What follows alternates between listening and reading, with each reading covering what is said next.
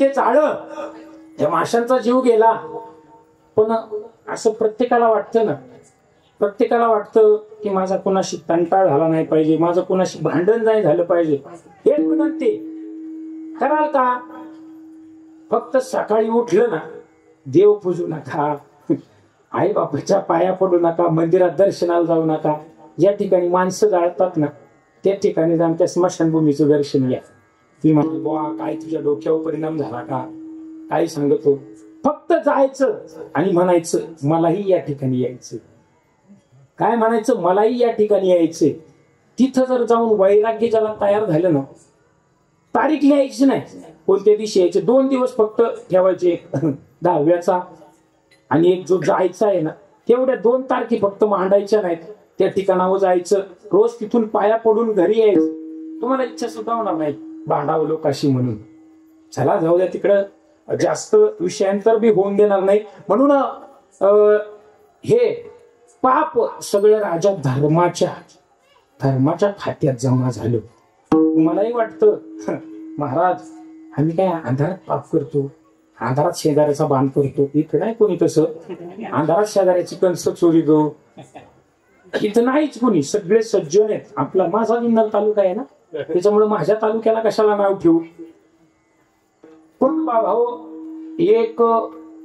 एक असा तलाठी तुमच्या जवळ आहे, मिनिटाचा हिशोब वर पाठवतो. त्या तलाट्यानं ज्यावेळी धर्मराजाची इहलोकाची यात्रा संपली, धर्मराजा परलोकाला जायला निघाला.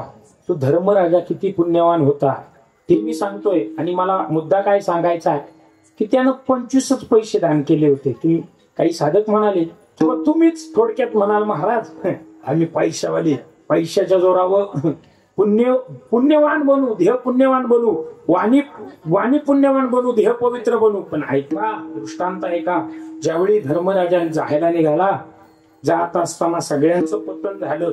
4 भावांचं, द्रौपदीचं पतन झालं. फक्त अस्वरा बरोबरचा पुत्रा यमाच्या नगरीपर्यंत गेले. आणि त्या यमाला पाहून तोही घाबरला. तो कुत्रा खाली आला आणि राजा धर्म यमाच्या नगरीत प्रवेश करायला. साहजिक आहे, तुम्ही आम्ही मर्त्य लोकातली लोक, कुणी पाहुणा आला, चला पाहुणं आमची जमीन फिरून दाखवतो, आमची जमीन फिरून दाखवतो, हा याचा मळा, तो त्या बागेचा मळा, असं फिरून दाखवतो. यमाला अभिमान वाटला. एवढा मोठा पुण्यवान महात्मा आपल्या घरी सरपंच आला तर आपली काय अवस्था होते.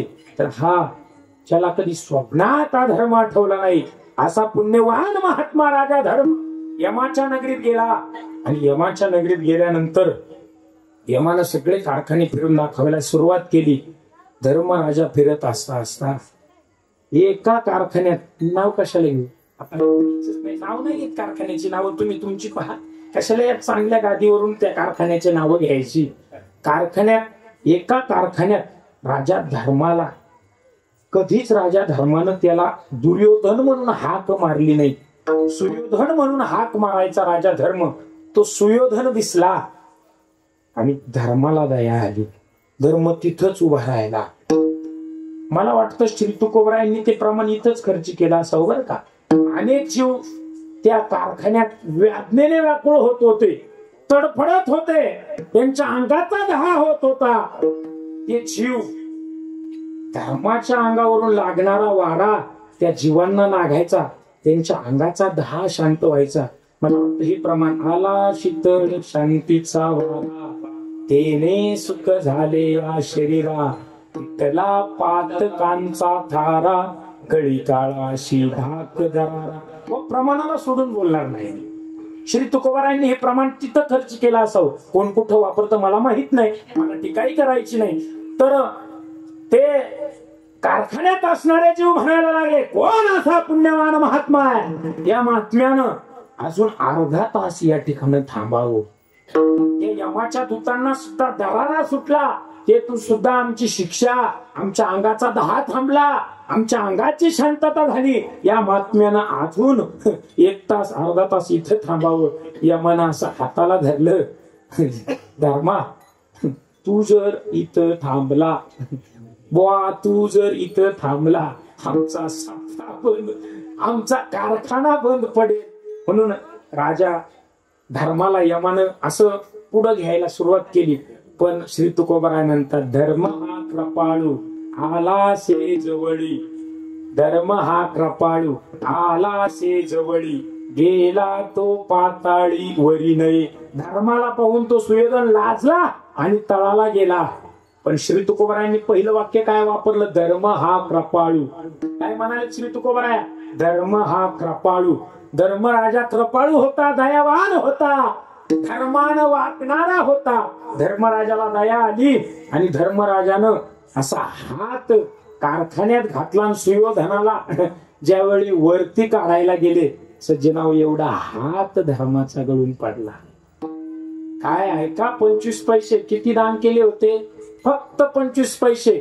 धर्मानं पटकन प्रश्न विचारला यमाला, यमा, आणि स्वप्नात सुद्धा कधी पाप आठवलं नाही, स्वप्नात सुद्धा कधी अधर्म आला नाही, मग एवढा हात का गळून पडला? त्यावेळी लगेच यमानं सांगितलं, तलाठी भाऊसाहेब सातबारा ना. सातबाऱ्यावरती लगेच यमानं धर्मराजाला विचारलं, धर्मा 25 पैसे रे कुणाला दान केले होते? अय दान करणाऱ्यांनो बोला. लगेच धर्माला विचारलं, 25 पैसे कुणाला दान केले होते? त्यावेळी धर्मराजा म्हणाला, दान करायचं काम माझं आहे. श्री तुकोबारायांनी लगेच प्रमाण दिलं, सर्व फुटी द्यावे अन्न,